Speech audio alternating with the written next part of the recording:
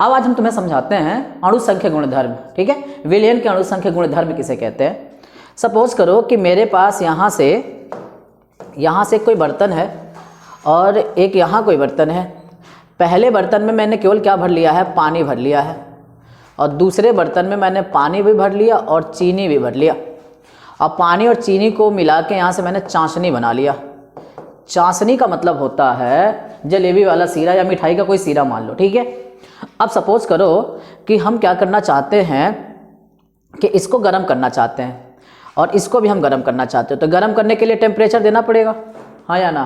ठीक है, अब देखो, अगर मान लो हम क्या किए कि इसको 100 डिग्री सेल्सियस टेम्परेचर दे दिए, तो जब 100 डिग्री सेल्सियस टेम्परेचर दे देंगे तो पानी क्या है, उबलने लगेगा। पानी 100 डिग्री सेल्सियस पे उबल जा रहा है, इसलिए इसकी ये क्या कहलाएगी, क्वथनांक कहलाएगा, मतलब बॉइलिंग पॉइंट कहलाएगा। कंफर्म हो? क्या बताओ, 100 डिग्री सेल्सियस पे ये भी उबल जाएगा? बिल्कुल नहीं उबलेगा ना, इसको टेम्परेचर कुछ बढ़ाना पड़ेगा। कंफर्म हो? तो मान लो हमने क्या कर दिया कि यहाँ पे टेम्परेचर दे दिया 150 डिग्री सेल्सियस। बताओ, इसमें भी पानी था, इसमें भी पानी था, पर यहाँ पे जो है 100 डिग्री सेल्सियस टेम्परेचर पे पानी उबल गया है। क्या यहाँ पे भी 100 डिग्री सेल्सियस में उबल पा रहा है? नहीं उबल पा रहा है ना।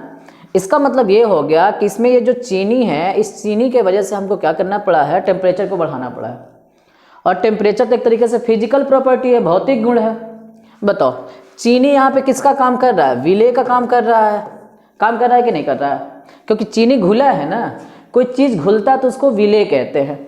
तो चीनी इसमें घुल गया, इसका मतलब विलेय का काम कर रहा है। कंफर्म हो?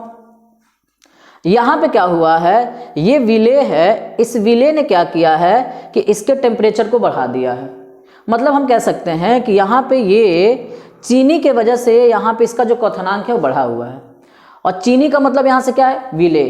तो कह सकते हो कि विलयन का वह गुण, ठीक है, स्पेशली भौतिक गुण की हम बात कर रहे हैं, विलयन का वह गुण जो विलेय की मात्रा पर निर्भर करेगा, उसी को क्या कहते हैं, अणु संख्या गुणधर्म कहते हैं। अणु संख्या गुणधर्म, अणु संख्या गुणधर्म, इंग्लिश में बोलोगे कोलिगेटिव प्रॉपर्टी, कोलिगेटिव प्रॉपर्टी।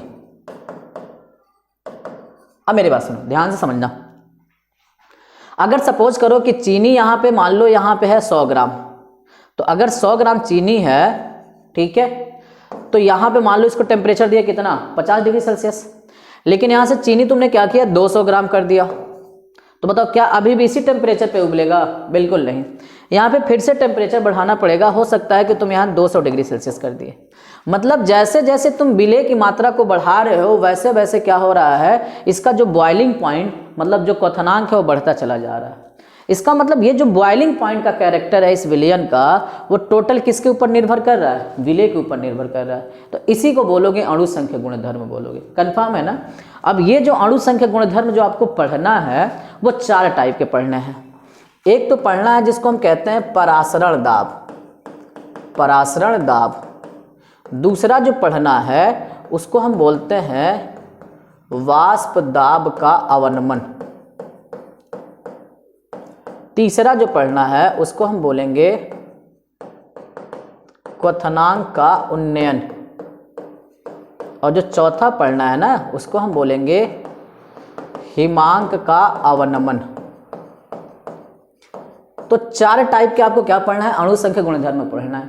अब याद रखना, इसी टॉपिक से क्वेश्चन बोर्ड में कई साल पूछा हुआ है। ठीक है, पूछेगा कि निम्नलिखित में से कौन सा अणु संख्या गुणधर्म है, तो आपको ये चारों याद रहेगा तभी आप कर पाओगे। ठीक है, चलो आओ देखते हैं क्वेश्चन। पहले तो यहाँ पे आप इसकी डेफिनेशन देख लो। देखो क्वेश्चन क्या है कि निम्न में से कौन सा अणु संख्या गुणधर्म है।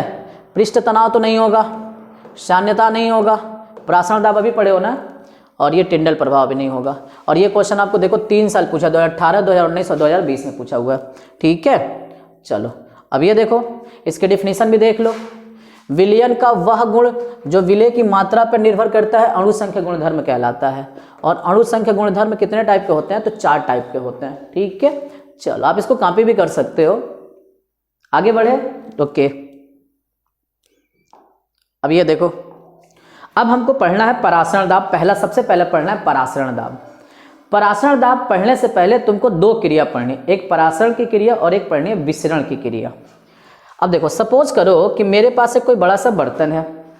इस बर्तन को मैंने क्या किया, दो पार्ट में डिवाइड कर दिया। पहले पार्ट में पानी भर दिया और दूसरे पार्ट में भी पानी भर दिया। अब इसमें केवल पानी है, देखो ये पानी है, यहाँ भी केवल पानी है। जो पानी इधर भरे हो वही पानी इधर भी भरे हो। बताओ, सोच के बताना, कौन से पानी किधर की ओर जाएगा? इस पानी के अणु इधर जाएंगे कि इस पानी के अणु इधर जाएंगे? कोई कहीं नहीं जा पाएगा। क्यों नहीं जा पाएगा? क्योंकि जो सांद्रता इसका है वही सांद्रता इसका भी है। सांद्रता में जब तक परिवर्तन नहीं होता तब तक अणुओं का प्रवाह नहीं होता। ठीक है। अब सपोज करो कि एक साइड में मैंने थोड़ा सा चीनी मिला दिया। जैसे चीनी मिलाओगे तो ये वाला जो हो गया वो गाढ़ा हो गया। गाढ़ा हुआ ना? गाढ़ा होने का मतलब इसकी सांद्रता बढ़ गई। मान लो इसकी सांद्रता C1 है और इसकी सांद्रता हो गई C2। अब सपोज करो अगर हम पूछें कि किसकी सांद्रता ज़्यादा है तो तुम किसका ज़्यादा बताओगे? C2 का ज़्यादा बताओगे। जो गाढ़ा होता है ना उसकी सांद्रता ज़्यादा होती है। वैसे सांद्रता कब हमको पता करता है? जब किसी चीज़ को घोलते हैं तभी सांद्रता पता चलता है। तो चीनी तुम इसमें घोल दिए मतलब इसकी सांद्रता बढ़ गई। अगर हम बात करें कि यहाँ पर C1 और C2 में किसकी सांद्रता ज़्यादा है तो तुम किसका बताओगे? C2 की सांद्रता ज़्यादा है। पक्का? अच्छा, अब अगर देखा जाए तो अणुओं का प्रवाह होना शुरू हो जाएगा। कैसे होगा? पहली बात तो ये तुमको पता है कि यहाँ पे जो सांद्रता है वो कम है और इसकी जो सांद्रता है वो क्या है? अधिक है। इसकी सांद्रता अधिक है। अब बताना यहाँ पे, अब अणुओं का प्रवाह होगा। अणुओं का प्रवाह क्या होगा? दो तरीके से होगा। पहला तरीका ये है कि कम से ये अधिक की ओर हो गया, ये कम है तो कम से अधिक की ओर हो गया। दूसरा तरीका ये है कि ये क्या होगा? अधिक से कम की ओर हो गया। दो तरीके से, कम से अधिक की ओर और इधर से क्या हो गया? अधिक से कम की ओर हो गया। अगर अणु तुम्हारे कम से अधिक की ओर जा रहे हैं, कहाँ से कहाँ जा रहे हैं? कम से अधिक की ओर जा रहे हैं। तो जब अणु कम से अधिक की ओर जाते हैं तो इस क्रिया को हम बोलते हैं परासरण। ठीक है।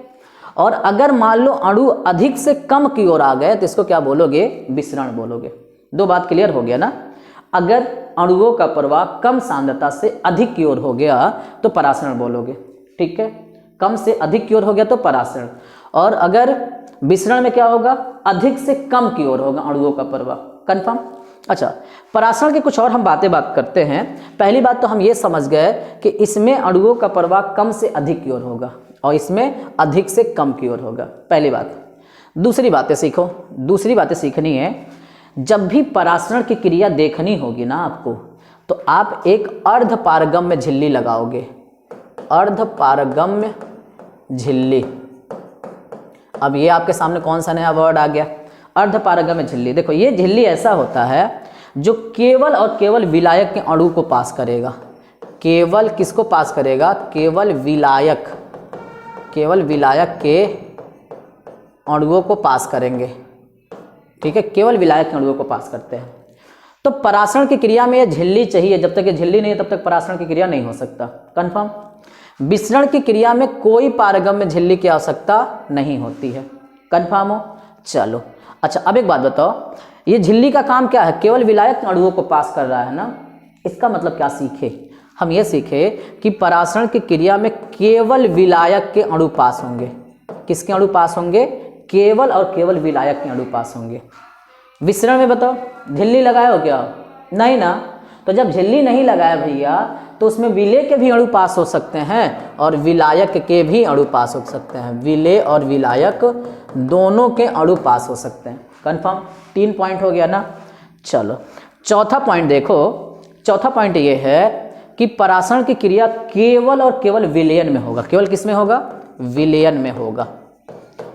और ये जो विसरण की क्रिया है वो विलयन में भी हो सकता है, किसी द्रव में भी हो सकता है, किसी गैस में भी हो सकता है। ये पॉइंट क्लियर है ना?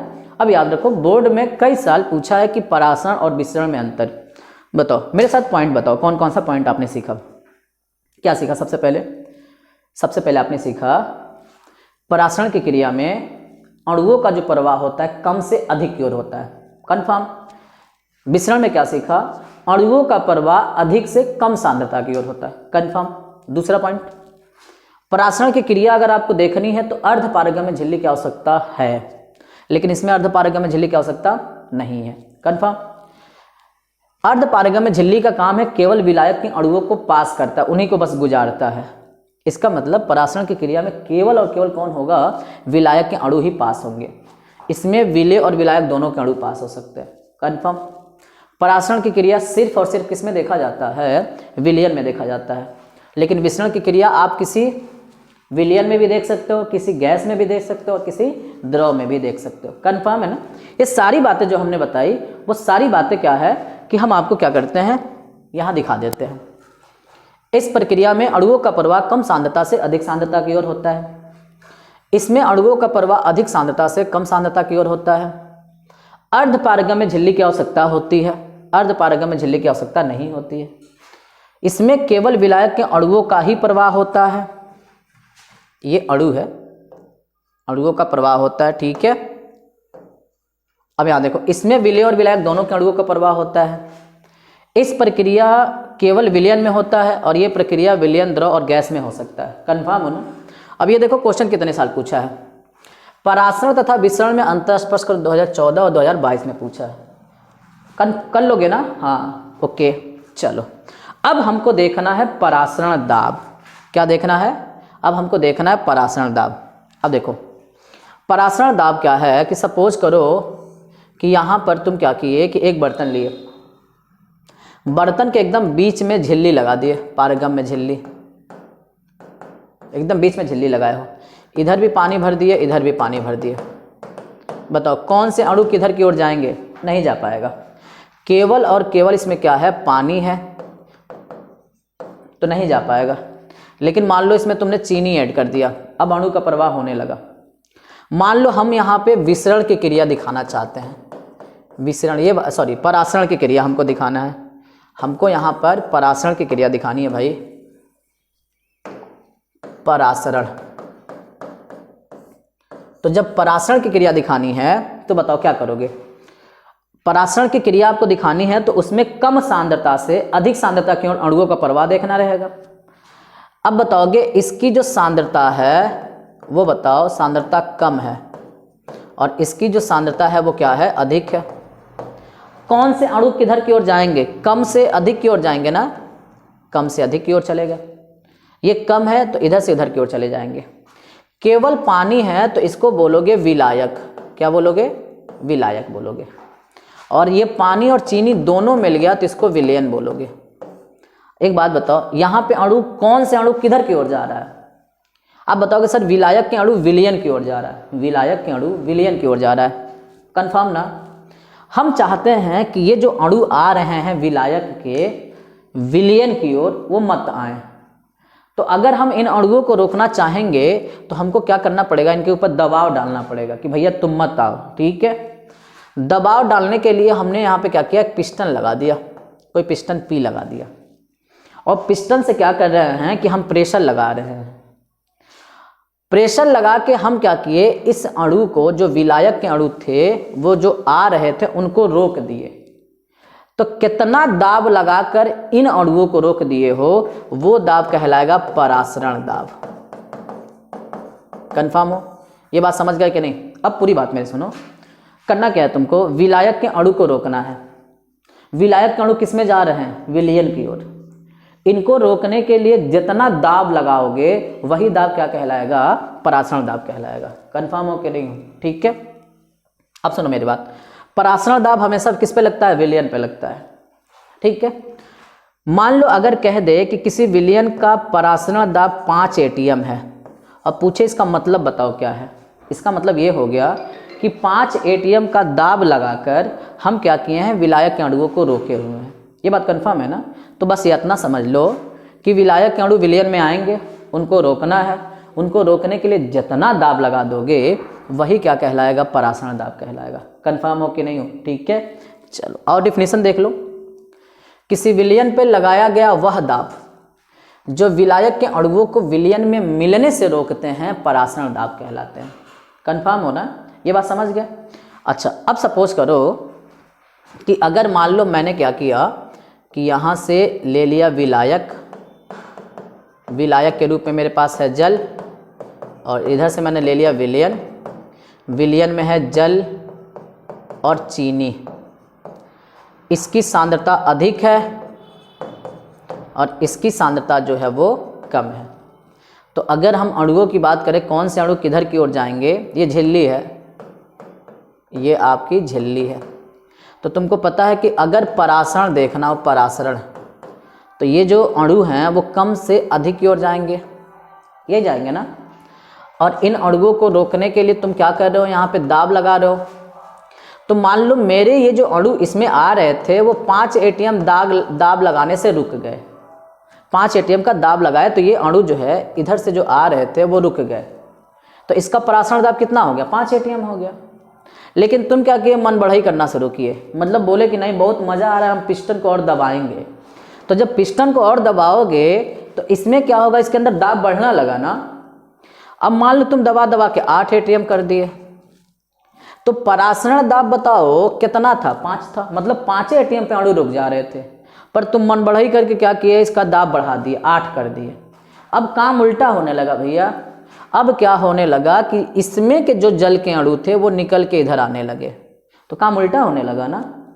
तो इसको बोलते हैं विपरीत परासरण या प्रतिपरासरण।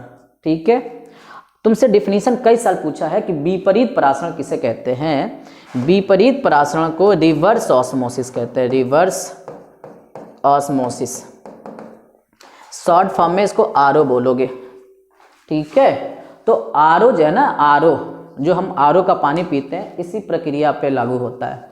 कंफर्म हो गए नहीं हो। ठीक है, जितने भी नदियों के जल का शोधन होता है या समुद्र के जल का शोधन होता है वो सब विपरीत परासरण के द्वारा ही होता है।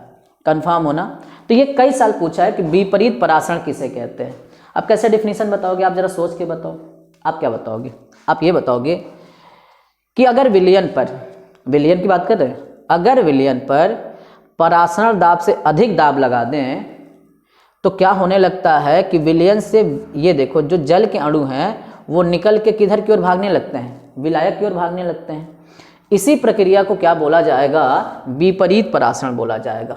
देखो जब किसी विलयन पर लगाया गया ये परासरण, ये जो है परासरण दाब, परासरण दाब, सॉरी ये आपका जो है, ये आपका जब किसी विलयन पे लगाया गया बाह्य दाब है, बाह्य दाब परासरण दाब से अधिक हो जाता है तो विलयन से विलायक के अणु निकलकर शुद्ध विलायक की ओर प्रवाहित होने लगते हैं।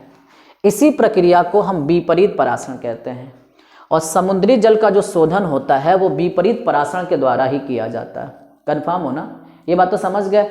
चलो अच्छा, अब देखो ये क्वेश्चन पूछा हुआ है प्रतिपरासरण या इसी का विपरीत परासरण भी कहते हैं का विपरीत प्रतिपरासरण क्या है और इसका उपयोग आपको लिखना है। या यही क्वेश्चन पूछा था कि प्रतिपरासरण से आप क्या समझते हैं, उदाहरण सहित स्पष्ट करें। ये क्वेश्चन एक साल ये पूछा है, एक क्वेश्चन ये पूछा है। ये 2017, 2020 और 2023 में पूछा हुआ क्वेश्चन। ठीक है, लिख ले जाओगे ना, हाँ एकदम लिख ले जाना। चलो अब सबसे इंपॉर्टेंट चीज़ आपको यहाँ से देखना, वान हाफ समीकरण इंपॉर्टेंट है, बहुत इंपॉर्टेंट है ये। देखो मान लो यहाँ पे पानी है केवल और यहाँ पे चीनी और पानी है, तो इसकी सांद्रता जो होगी वो कम होगी और इसकी सांद्रता अधिक होगी। सांद्रता अगर अधिक हो गया तो दाब भी अधिक होता है, दाब भी क्या हो गया, अधिक हो गया। मतलब हम ये कह सकते हैं कि जो सांद्रता है ना, सांद्रता और ये जो दाब है वो दोनों एक दूसरे के समानुपाती होते हैं। जिस विलयन की सांद्रता जितना ज़्यादा बढ़ाओगे उसका दाब भी उतना ही ज़्यादा होगा। कंफर्म हो कि नहीं। ठीक है, तो पहली बात हम क्या सीखे कि पहली बात तो हम यही सीख गए यहाँ से, किसी विलयन का जो परासरण दाब होगा वो सांद्रता के समानुपाती होगा और यही जो परासरण दाब होगा वो ताप के समानुपाती होगा। मतलब ताप अधिक होने पर भी दाब बढ़ता है, सांद्रता अधिक होने पर परासरण दाब बढ़ेगा, ताप अधिक होने पर भी परासरण दाब बढ़ेगा। ये मान लो समीकरण 1 और ये हो गया समीकरण 2। कंफर्म। समीकरण पहले में भी P है, समीकरण दूसरे में भी क्या है, P है। मतलब ये जो P है वो C के भी समानुपाती और T के भी समानुपाती। तो क्या मैं इसको लिख सकता हूँ कि ये जो P है वो C और T दोनों के समानुपाती है। अब यहाँ से देखोगे इस समानुपाती के चिन्ह को हटाने के लिए कांस्टेंट लगाओगे ना, तो मैंने कांस्टेंट लगा दिया जिसको बोल दिया R और ये हो गया C और T। मैं इसको ऐसे भी लिख सकता हूँ P इक्वल टू CRT। ये एक सुंदर सा फार्मूला है, ठीक है। अब सुनो, इस फार्मूले को और आगे हम बढ़ाएंगे तो P बराबर, ये देखो यहाँ से अगर हम बात करें, यहाँ से देखो, अगर ये यहाँ से बात करते हैं, देखो जो C होता है ना, C को हम लिख सकते हैं N/V और N को लिख सकते हैं W/M। लास्ट क्लास में हमने बताया भी था आपको। C का मतलब सांद्रता है, N का मतलब मोल है, V का मतलब आयतन है, W का मतलब यहाँ से है द्रव्यमान और M का मतलब है अणु भार। अभी सारे टर्म्स को हम लिखवाने वाले हैं, फिलहाल पहले फार्मूला हम बना लेते हैं। तो C के जगह पर हम N/V और RT लिख सकते हैं कि नहीं लिख सकते? इस P को इधर भेज दो तो PV इक्वल टू NRT होता है ना। ये समीकरण आपने कहीं देखा होगा, इसको आदर्श गैस समीकरण भी पढ़ते हैं, ठीक है। PV बराबर, अब देखो N के जगह पर स्मॉल W/M, और ये बताओगे RT लिख सकते हो कि नहीं लिख सकते हो? बोलो, लिख सकते हो ना। तो ये एक सुंदर सा फार्मूला आ गया, PV equal to small W/M और RT। इसी पे सारे न्यूमेरिकल आपको लगने हैं, परासरण दाब के जो भी न्यूमेरिकल लगने हैं इसी पे लगने हैं। तो ये इंपॉर्टेंट फार्मूला है, ठीक है। सबका मतलब बता दो आप, किसका क्या मतलब है? वेयर। P का मतलब है परासरण दाब, और इस परासरण दाब को कहीं पाई से भी लिखा जाता है। तो कहीं अगर आपको पाई लिखा मिल जाए तो समझ लेना कि परासरण दाब की बात कर रहा है, कन्फर्म ना। चलो अब यहाँ से देखो, ये C का मतलब क्या है? C का मतलब है सांद्रता। अगर क्वेश्चन में सांद्रता दे दे या तो मोलरता दे दे तभी बात एक ही हुआ, मोलरता और सांद्रता एक ही हो गया। यहाँ पे देखो T का मतलब है परम ताप। यहाँ पे आपको केल्विन में लेना है, केल्विन एकदम जरूरी है भैया। केल्विन में मैं जो चीज़ें लिख रहा हूँ एकदम ध्यान देना, ताप को केल्विन में लेना है, ठीक है। अब देखो V का मतलब हो गया आयतन। आयतन तुम्हारा होना चाहिए एकदम लीटर में नहीं है तो लीटर में कन्वर्ट करोगे, ठीक। उसके बाद हो गया स्मॉल W का मतलब है द्रव्यमान। जो छोटा रहेगा वो विलेय के द्रव्यमान को बताएगा, विलेय का द्रव्यमान। और M का मतलब है विलेय का अणु भार, विलेय का अणु भार हो गया, ठीक है। यहाँ पे देखो R का मतलब छूट रहा था, तो R का मतलब हो गया विलयन स्थिरांक। गैस स्थिरांक दे देगा तो भी कोई दिक्कत नहीं है। और R की कुछ वैल्यू आपको याद रखनी है, 0.0821 लीटर एटीएम पर केल्विन पर मोल। एक R की वैल्यू ये नोट करनी है, और 8.314 जूल पर केल्विन पर मोल। और एक R की वैल्यू होती है 2 कैलोरी पर केल्विन पर मोल। कन्फर्म हो? तो इतनी सारी चीज़ें जो है ना आपको याद रखना पड़ेगा न्यूमेरिकल लगाने के लिए। वांट हाफ की बात करें कि वांट हाफ समीकरण है क्या, तो आप बोलोगे कि वांट हाफ के वांट हाफ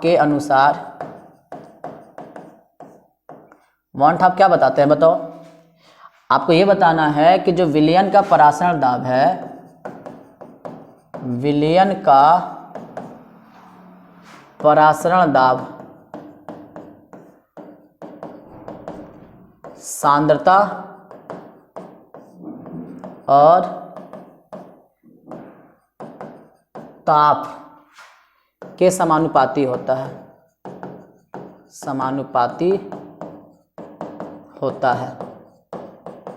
तो ये बात समझ गया ना, ठीक है। ये फार्मूला आपको एकदम याद होना चाहिए न्यूमेरिकल लगाने के लिए, ठीक। तो आप इसकी कॉपी करो, फिर हम न्यूमेरिकल देखते हैं।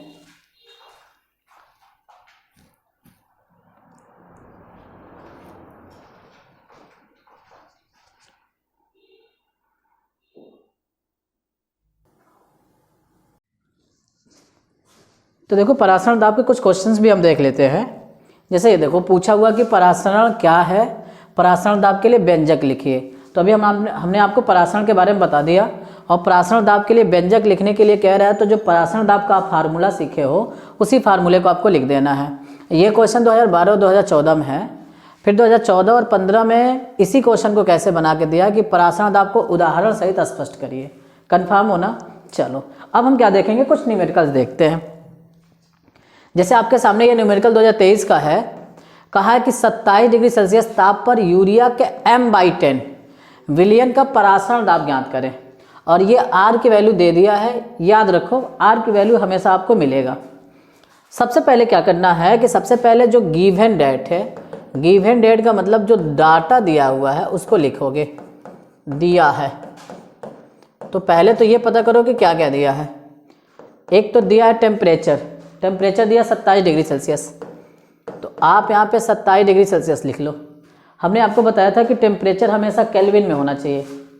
केल्विन में बदलने के लिए 273 जोड़ दोगे तो ये आपका हो जाएगा 300 केल्विन हो गया। m का मतलब जब m दे देता है मतलब सांद्रता है, क्योंकि m का मतलब मोलरता होता है, और हमने बताया कि मोलरता और सांद्रता एक ही चीज़ होती है। तो c का मतलब ये जो m है उसका मतलब क्या हो गया c। अब देखो यहाँ पे ये जो वैल्यू दिया है वो 1/10 दिया हुआ है।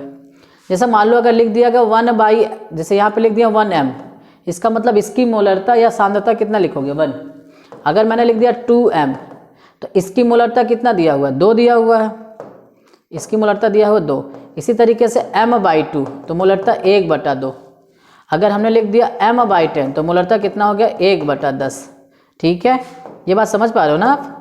चलो अब देखो यहाँ से इसमें कितना लिखा हुआ है m/10, तो मोलरता बताओ कितना लिखोगे 1/10। अब एक बात बताओ आगे क्या दिया हुआ है, R की वैल्यू दे रखी है 0.0821 लीटर एटीएम पर केल्विन पर मोल दिया। मज़े की बात बताऊं मैं आपको, जब भी ये वाली वैल्यू दे दे R का, तो ये वाला देखोगे इतनी बड़ी वैल्यू है ना, न्यूमेरिकल लगाने में आपको दिक्कत होगी। तो आप क्या करना 1/12 इसके जगह पर ले लेना, न्यूमेरिकल लगभग सॉल्व हो जाएगा इससे। चलो फार्मूला क्या सीखे हो, अभी फार्मूला सीखे हो P = CRT, ये फार्मूला सीखे हो ना। तो P बराबर C के जगह पे कितना रख लोगे, C के जगह पे आप रख दोगे 1/10, और R के जगह पे 1/12, और टेम्परेचर के जगह पे 300। तो इसको कट कर लो तो ये चला जाएगा 1 0 से 1 0 कैंसिल, ऊपर कितना हो गया 30/12। ठीक है, इसको डिवाइड करो, 12 दूना 24, और कितना बचा 6। तो ये 12 25 60, 0.5 ATM। ATM जो है यहाँ पे इसका मात्रक है, यही आपका आंसर हो गया। आसान है ना? चलो अगला क्वेश्चन देखते हैं। अगला क्वेश्चन दिया है कि 0 डिग्री सेल्सियस ताप है, मतलब टेम्परेचर आपका दे दिया है कितना 0 डिग्री सेल्सियस। अब एक बात बताओ, इस टेम्परेचर को केल्विन में बदलना है तो 273 ऐड करोगे तो ये हो गया 273 केल्विन। फिर यहाँ देखो 0.5 ग्राम, ग्राम में जो डाटा देता है वो W देता है, तो 0.45 ग्राम दे दिया, और ये दिया है 250 ml। ये जो ml है वो भी है। अब आगे क्वेश्चन देखो, इसका परासरण दाब ज्ञात करना है तुमको, और R के फिर वही वाली वैल्यू 0.0821 दे दिया हुआ है। बताओ यहाँ से कौन सा अच्छा देखो एक बात याद रखना, ग्लूकोज जब भी दे देना, और ग्लूकोज का अणु भार याद रख लो, हमेशा पूछेगा, तो ग्लूकोज का अणु भार 180 लिख देना, m के जगह पे 180 लिख देंगे। फार्मूला क्या सीखो, PV बराबर स्मॉल w/m और RT, ये भी तो फार्मूला सिखाया ना अभी हमने थोड़ी देर पहले, ये भी फार्मूला सिखाया ना। अब देखो यहाँ से P आयतन कितना दिया हो भैया 250। एक बात याद रखना, ये ml में है, आयतन को लीटर में लेना है। लीटर में लेने के लिए 1000 से भाग देना, या तो आप 1000 से यहीं भाग दे दो चाहे यहाँ दे दो, कोई दिक्कत नहीं होने वाला। W के जगह पे कितना लेने वाले हो 0.45, M कितना लोगे 180 लोगे। अब यहाँ से बताओ R के जगह पे 1/12 रख लो, और T के जगह पे बताओ कितना रखोगे 273। अब इसको कट कर दोगे तो ये चला जाए कितनी बार में 4 टाइम, 4 बार में। अब यहाँ देखो अब क्या बच गया, यहाँ से देखो ये हो गया P, ये हो गया 0.45, इसको यहाँ से मल्टीप्लाई कर दो, ये यहाँ चला गया ना, ऊपर हो गया 273 गुणे 4 और नीचे बताओ कितना हो गया 180 और ये हो गया 12, 4 तिहाई 12, ठीक है। और ये इसको कट कर दोगे तो 15 तिहाई 45, 0.15 यही हुआ। और यहाँ से अगर हम कट करें तो बताओ ये कितना हो गया, एक बार और देख लो, 0.15 और ये हो गया 273, नीचे हो गया 180 और तो कुछ बचा नहीं है नीचे। अब देखो ये 180 फिर 3 से कट कर सकते हो, 3 से कट करोगे तो बताओ यहाँ से कितना आने वाला है, 3 से कट करो तो 3 से कट कर दो इसको, तो 3 से कट करोगे तो ये बताओ कितना हो गया, 60 बार में चला गया 36 18 और ये हो गया 0.05, 5 तिहाई 15 यही होगा ना। अब बताओ यहाँ पे कितना बच गया, ये P बराबर ऊपर देखो 0.05 और ये 273 और ये हो गया 60। टोटल कैलकुलेट करने के बाद यहाँ पे जो आंसर आने वाला है वो आपका आने वाला है 0.22 ATM, ठीक है। तो ये आपका एक तरीके से आंसर हो गया, आसान है ना। चलो आप कॉपी करते रहो क्वेश्चन को और सॉल्व करते रहो यहाँ पे, ठीक। चलो अगला क्वेश्चन देखते हैं। अगला क्वेश्चन है कि 27 डिग्री सेल्सियस ताप पर यूरिया, तो फिर यहाँ पे टेम्परेचर कितना दे दिया 27 डिग्री सेल्सियस, 273 जोड़ दोगे तो बताओ कितना हो गया 300 केल्विन। और ये देखो अणु भार दे दिया, कितना दे दिया 60 दे दिया है। एक बात यहाँ मजे की देख लो, 5% ये दे दिया स्मॉल w/v, इसका मतलब समझो ऊपर जो रहता है वो नंबर को बताएगा, तो ऊपर w है ना, यानी यहाँ जो w है वो 5 है और ये जो परसेंटेज है वो नीचे वाले को बताएगा, मतलब v का मतलब ये परसेंटेज है। तो बताओ परसेंटेज कितने का होता है 100 का, तो देखो ये हो गया ग्राम और ये हो गया ml। अब एक चीज़ याद रखो, ml को लीटर में कन्वर्ट करना है तो कितने में कन्वर्ट करोगे, 1000 से भाग दे देना, ठीक। इतना हमको चीज़ें पता चल गई। r की वैल्यू तो पता है ये 0.0821, तो यहाँ से हमसे क्या पूछा है परासरण दाब, PV = स्मॉल w/m और RT लिखोगे कि नहीं लिखोगे, P = V के जगह पे कितना लिखोगे 100/1000, स्मॉल w बताओ कितना दिया हुआ है 5, m कितना है 60, ठीक है। r के जगह पे क्या 1/12 रख दूँ और t के जगह पे मैं 300 रख देता हूँ। 2 0 से 2 0 कैंसिल हो गया, इस 1 0 से ये वाला 0 कैंसिल हो गया, कर लोगे इसको कट कर लोगे कितनी बार में, तो ये चला जाएगा आपका 6 35 50 बार में। और बताओ ऊपर क्या बचा, P = ऊपर हो गया आपका 250 और नीचे कितना हो गया 12, तो यहाँ से डिवाइड कर लो, ये 250 में 12 से डिवाइड करोगे तो 12 दूना 24, 1 बच गया और ये 10, यहाँ से देखो 10 डिवाइड नहीं हो पाएगा तो यहाँ पे डेसिमल बढ़ा लो, 0 बढ़ा लो, 12 25 60, 12 6 72, 12 84, 12 बटे 96, ये 96, ये हो गया 4। फिर यहाँ से 12 तिहाई 36, मतलब अगर देखा जाए तो यहाँ पे बताओ P की वैल्यू जो आ रही है 2.83 कितना आ रहा है ATM लिख लो, यही इसका आंसर हो गया। आसान है ना सारे क्वेश्चन। चलो ये क्वेश्चन देखो 2018, 20 और 23 दोनों 3 साल पूछा हुआ। अब देखो आपके सामने एक नया टॉपिक है समपराश्रयी विलयन। समपराश्रयी विलयन का मतलब क्या है कि मान लो मेरे पास 2 विलयन है, ये पहला विलयन A और ये दूसरा विलयन है, दोनों विलयन का जो दाब है ना वो समान है, परासरण दाब, मतलब पहले विलयन का परासरण दाब और दूसरे विलयन का परासरण दाब ये दोनों क्या है समान है। पर परासरण दाब हमेशा समान ताप पे निकाला जाता है, समान ताप पर, मतलब ताप को एक तरीके से कांस्टेंट कर देना है। P बराबर तुमने क्या पढ़ा है CRT, तो यहाँ भी क्या लगाओगे, P बराबर में CRT। जो टेम्परेचर इसका वही टेम्परेचर इसका है, तो ये तो कांस्टेंट हो गया, हट जाएगा। अब R की वैल्यू जो इसका रहेगा, ये भी R की वैल्यू इसका रहेगा, ये भी हट जाएगा। तो चेंज केवल कौन होने वाला है, सांद्रता चेंज होने वाला है। यहाँ C1 हो गया, यहाँ C2, तो C1 बराबर C2। C के जगह पे क्या लिख सकते हो, N/V, यहाँ भी N/V, N1V1, N2V2।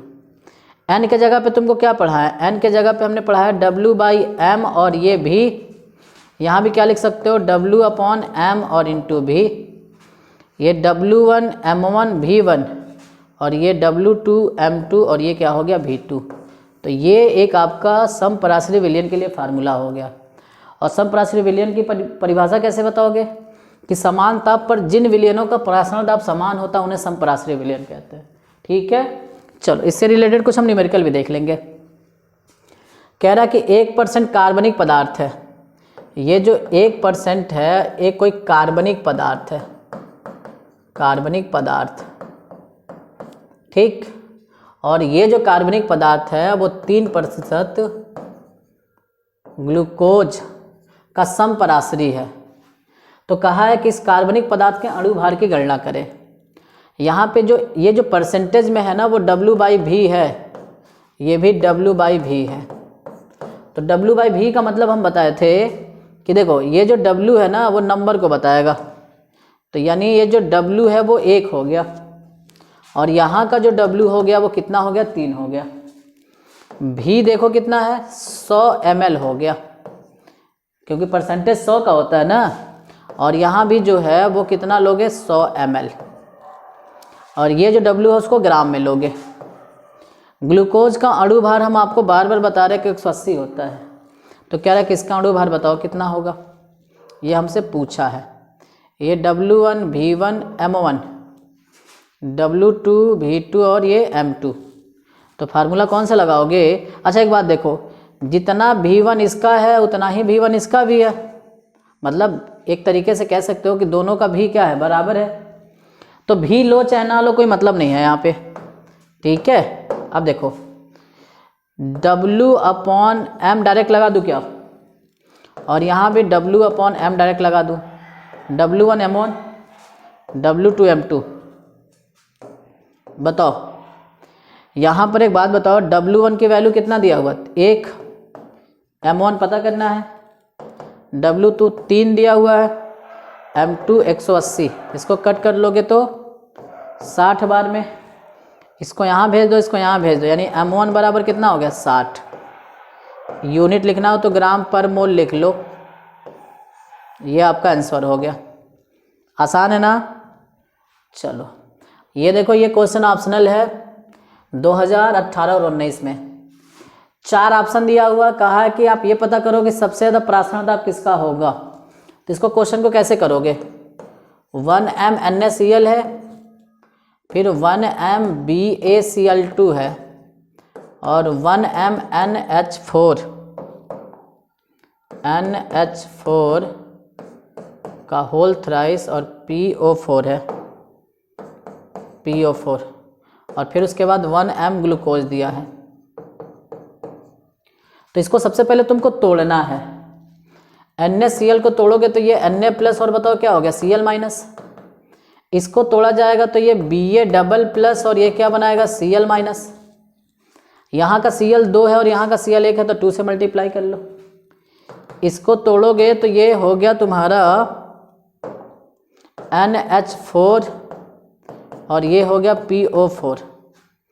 NH4 के पास 1 प्लस होता है और PO4 के पास 3 माइनस। यहाँ NH3 3 बार है तो 3 से मल्टीप्लाई। और ग्लूकोज, चाहे ग्लूकोज दे दे, चाहे यूरिया दे दे, चाहे सुक्रोज दे दे, वो टूटता नहीं है, मतलब आयनन नहीं होगा। अब देखो इस विलयन की सांद्रता कितना दिया, 1 मोल, तो लिख लो, मतलब 1m दिया हुआ। और ये जब टूटा है तो कितने आयन दिए हैं, एक यहाँ मिल गया, एक यहाँ मिल गया, तो जितना मिलता उतने से मल्टीप्लाई कर लेते हैं। तो ये वाली वैल्यू कितनी होगी, 2। यहाँ बताओ m का मान यहाँ भी कितना दिया है, 1, और ये देखो 2 और 1 कितना हो गया 3, 3 से मल्टीप्लाई 1 यहाँ भी दिया हुआ है और टूटने के बाद बताओ कितने हो गए 3 यहाँ हो गया 1 यहाँ हो गया 4 से मल्टीप्लाई। सबसे ज़्यादा वैल्यू कहाँ आया, इसी का आया ना, जिसकी वैल्यू सबसे ज़्यादा होती है उसका परासरण दाब भी सबसे ज़्यादा होगा। कंफर्म हो, चलो ये कंफर्म हो गया। अगला देखो पूछा है कि किसका जो है, इसमें से पूछा कि कौन सा ऐसा विलयन है जो समपरासरी होगा। तो समपरासरी कब होगा, जब परासरण दाब समान होगा। देखो ये यूरिया दिया है, यूरिया दिया है, यूरिया दिया है, यूरिया के साथ यहाँ से बताओ ये आयंस दे रहा है, मतलब आयंस का मतलब इनको तोड़ोगे तो ये टूट जाएंगे लोग, लेकिन यूरिया नहीं टूटेगा ना। तो परासरण दाब इन तीनों का वैसे भी नहीं बराबर होना है। इनका परासरण दाब देखे बराबर होता है कि नहीं होता है। अब देखो इसमें से CaNO3 का होल ट्वाइस है 0.1 m, तो इसको सबसे पहले तोड़ो। कैल्शियम और NO3 दोनों अलग अलग हो गया। कैल्शियम के ऊपर 2 प्लस NO3 के पास 1 माइनस, प्लस 2 है माइनस 1 है तो 2 से मल्टीप्लाई कर लो, या तो NO3 2 बार है तो 2 से मल्टीप्लाई कर लो। और बताओ क्या दिया है 0.1 m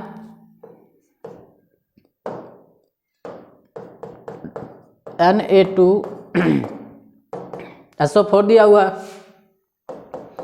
Na को अलग करो, SO4 को अलग कर लो। SO4 2 माइनस रखता है और Na 1 प्लस, माइनस 2 है प्लस 1 है तो क्या करोगे 2 से मल्टीप्लाई।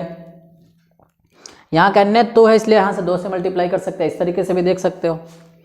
बताओ यहाँ पर ये जो है वो कितना दिया हुआ है m 0 पॉइंट, यहाँ पे दिया हुआ है 0.1, ठीक है। और बताओ ये जब टूटे हैं तो कितने हमको कण मिल रहा है, 2 इसका मिल गया 1 इसका मिल गया, टोटल कितने हो गए 3, 0.3।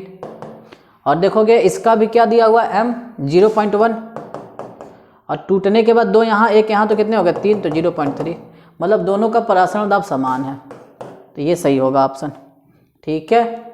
और यही चीज़ पूछा है कि 0.1 m यूरिया 0.1 m NaCl विलयन में किसका परासरण दाब अधिक होगा। तो जाहिर सी बात है कि इसी का परासरण दाब अधिक होगा, क्योंकि ये टूट रहा है ना, तो टूटने के बाद 2 कण देंगे और इनका आयनन हो ही नहीं रहा है, तो इसीलिए इसका मान ज़्यादा होगा, इसकी सांद्रता ज़्यादा होगी, इसलिए इसका परासरण दाब ज़्यादा होगा। कंफर्म है। ये क्वेश्चन भी देख सकते हो कितने साल क्वेश्चन आपका पूछा हुआ है, कर ले जाओगे। परासरण दाब से रिलेटेड जितने भी बोर्डेड क्वेश्चन थे सभी क्वेश्चन मैंने आपको बता लिया, ठीक है।